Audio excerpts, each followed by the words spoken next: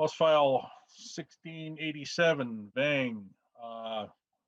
It's an agriculture cooperative grant program provided and rulemaking authorized. We've got 20 minutes allocated for this. Representative Vang. Thank you, Mr. Chair. I'm here today to present 1687.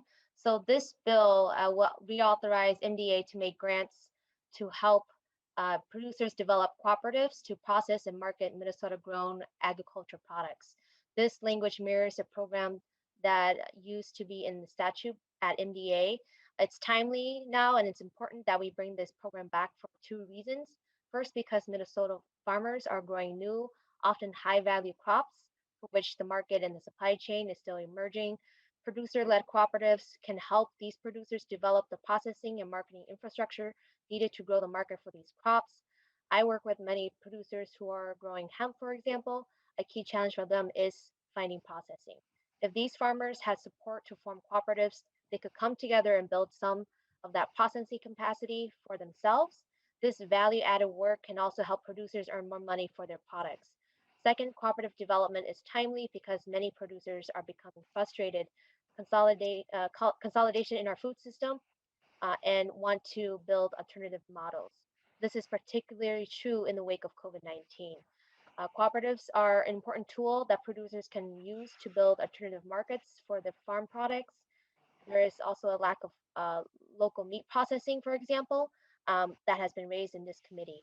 I know there are local producers who are thinking about ways they could start cooperatively owned slaughter facilities. And finally, you'll notice this bill does not have a dollar amount attached to it. That's because the Agri program already supports such important work. It's not my intention to take away from that. Instead, this leads the funding up to the commissioner in case money becomes available. My hope is that if the federal money becomes available for economic recovery, we could direct some of it through the program. And finally, the cooperative development is a tool we can use to help Minnesota producers innovate and build new models that could better serve their farm businesses and communities. And Mr. Chair, I also have a DE1 amendment. Thank you, Representative Vang. Did you actually move your the 1687? No, I would like to move the 1687 DE1 amendment. Yeah, we have the 1687 before us. That has been moved, and now we'll go to the DE1. So you're going to move the DE1 then? Yes, I move to place it before the committee. The DE1 amendment is basically, it just references a different part of the law because we saw there was a fiscal note attached that with a small cost of $46,000 for small rulemaking. And so we decided to reference this to a different section of law to avoid the need to undergo rulemaking and incur the associated expenses. Okay, the committee has the DE1 amendment before us and explained. All those in favor of the DE1, say aye. Aye. Aye. Those opposed, say nay. Okay, the motion prevails. The amendment is adopted. There are no other amendments submitted. Vice Chair Vang, let's hear from your presenters. They each have 2 minutes. Mr. Smith will kindly throw the hook to him after 2 minutes. Mr. Ben Penner, Perennial Promise Growers Cooperative. Good afternoon. Thank you, Chair Sundin and Vice Chair Vang and members of the committee. For the record, my name is Ben Penner from Ben Penner Farms, and I am the Vice President of the Perennial Promise Growers Cooperative, and I live in St. Peter. I'm honored to be here today to testify in support of Representative Vang's bill to reauthorize cooperative development grants at the MDA. And these grants would help us to launch our new cooperative. The Perennial Promise Growers Cooperative, or Perennial Promise, is farmer-led and will provide direction and assistance to farmers interested in growing and marketing Kernza. Perennial Promise will help commercialize ecosystem services from perennial and other continuous living cover crops, such as Kernza. winter camelina, pennycress, and similar forever green initiative crops by expanding the number of acres dedicated to these crops. Working closely with growers, Perennial Promise will provide assistance in planting, growing, harvesting, marketing, and by providing logistical and processing network services and expertise for scaling up Kernza and related crops. The cooperative will work closely with the University of Minnesota as well as other private and public entities to develop markets, networks, and relationships to develop new varieties of Kernza and expand the commercial viability of Kernza and other perennial crops throughout their scale-up process and commercialization process. We plan to assist in the development of other agronomic aspects of perennial agriculture, such as ecosystem and climate positive aspects of this suite of crops. Some quick key characteristics: it's farmer-led, currently led by a steering committee of 6 Kernza growers in Minnesota, 1 in Wisconsin, closely aligned with the University of Minnesota and research agronomists and the Forever Green Initiative. We seek to become a hub of networking, price discovery, product development, and agronomic and technical assistance with a focus on ecosystem services. And we want to bring value back to the grower, back to the communities where the crop is grown, and to the state of Minnesota. Thank you. Thank you. Next up, we have Mia Ulysses. Please identify yourself and continue with your testimony. Thank you, Chair. I'm pleased to be able to testify on this bill today. My name is Mia Ulysses, and I am testifying on behalf of 40 Acre Cooperative. We are a grower cooperative that is located in Sandstone, Minnesota, that reaches beyond and to the state of Minnesota. And we focus on Black farmers and finding ways to increase market reach and opportunity for Black farmers to take advantage of hemp production and other specialty crops. As you might have heard from other testifiers and past bills, Minnesota is really leading the way in hemp research. And I think that there's a great opportunity that we have in the state of Minnesota to be able to build up and establish relationships across the country around hemp production for fiber, for grain, and for CBD and other purposes.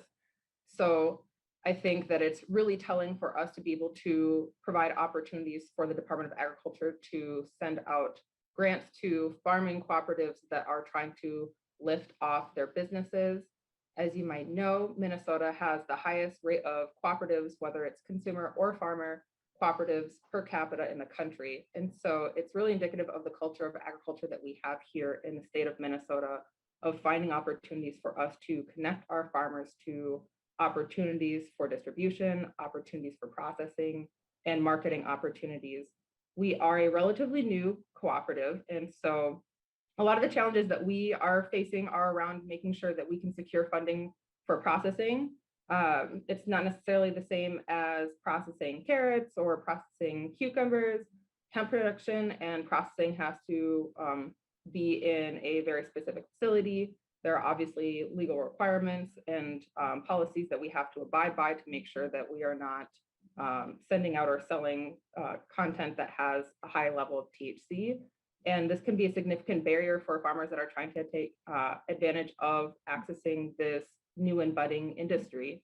And by having opportunities like this from the Department of Agriculture in the future, it would allow us to be able to our membership base and provide opportunities for them to be able to process their product. And we are working on a mobile hemp processing facility as we speak right now, and are forming relationships across the country so that when our farmers are getting to the point of harvesting, they can actually send their hemp in for processing and be able to take advantage financially of the opportunities that the hemp industry is producing for our farmers.